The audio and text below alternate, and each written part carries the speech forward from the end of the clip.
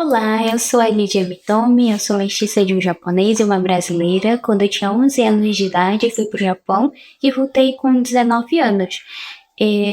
A minha experiência no idioma japonês no começo foi bem trágica, porque eu passei a frequentar a escola japonesa e não sabia nada do idioma, nada mesmo. E não fiz nenhum curso também. A escola japonesa, ela é 100% só em japonês, pelo menos na região onde eu morava. E daí eu aprendi o idioma japonês com a ajuda de 2 dicionários, que era do japonês para o português e o português para o japonês.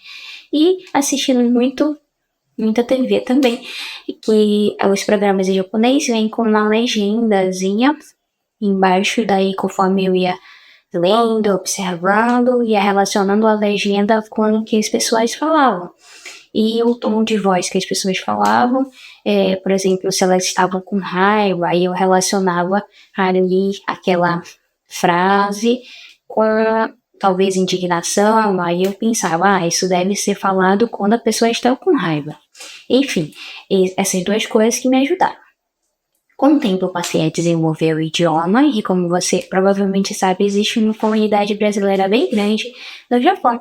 E daí eu passei a ajudar amigos brasileiros que precisavam de tradução e consultas, inclusive em consulta com psicólogo. E em documentos, várias coisas eu ajudava na tradução. Mas, apesar de ter essa habilidade, de ter desenvolvido o idioma e até mesmo conseguir traduzir, eu tinha uma dificuldade bem específica quando eu estava presente, assim, no grupo de amigos bilíngues, assim como eu me sentia travada.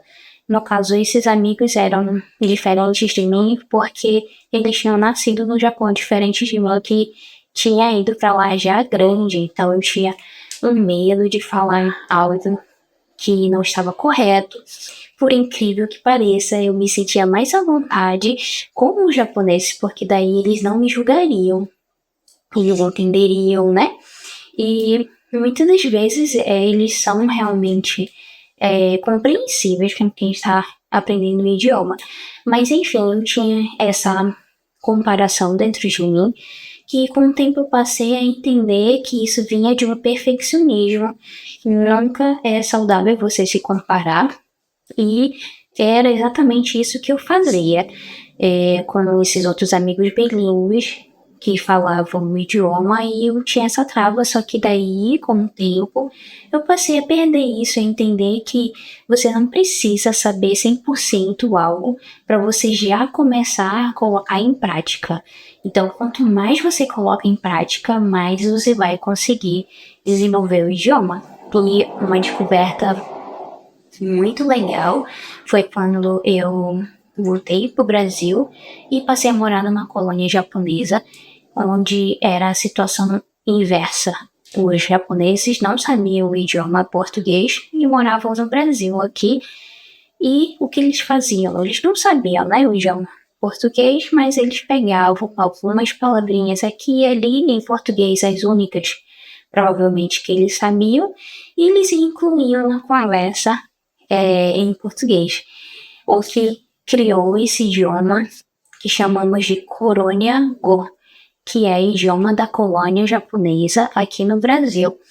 Essa descoberta me fez ver que o idioma, na verdade, a comunicação é algo bem versátil, é algo que não existe um único caminho para você transmitir aquela ideia. Existem várias formas de você falar a mesma coisa, então você não precisa se sentir travado ao falar algo. Então, resumindo, foi a primeira lição foi de que você não precisa saber tudo, né, antes de começar a falar. E a segunda lição foi que existem várias formas de falar a mesma coisa.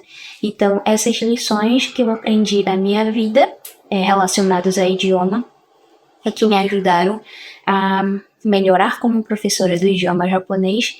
E uma outra experiência na minha vida foi ter contato com um surdo e mudo.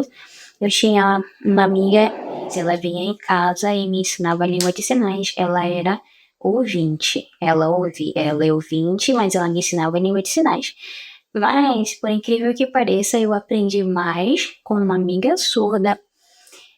O que eu aprendi com isso, já que eu não sabia nada de língua de sinais, e até hoje eu sei só um pouquinho, mas o que aprendi é que a gente pode se comunicar não só com palavras, mas com gestos, linguagem corporal, as suas expressões e a sua vontade de querer se comunicar tem que ser tão grande a ponto de fazer você encontrar outras formas de se comunicar, não somente uma.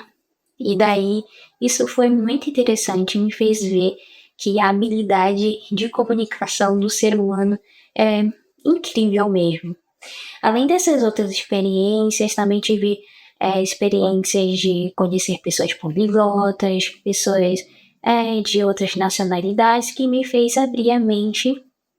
Em todas essas experiências, eu agrego essas lições no meu curso, quando eu dou aulas, e procuro sempre ensinar para os alunos.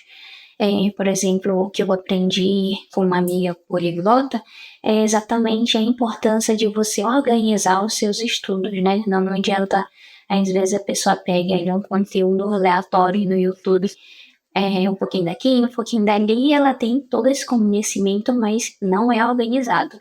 Então, várias coisas que eu aprendi eu agrego no meu curso. E eu tô tendo essa oportunidade de passar todas essas lições que eu tirei de como aprender o idioma aqui nessa plataforma Hakutive. E é isso, essa sou eu. Tchau, tchau.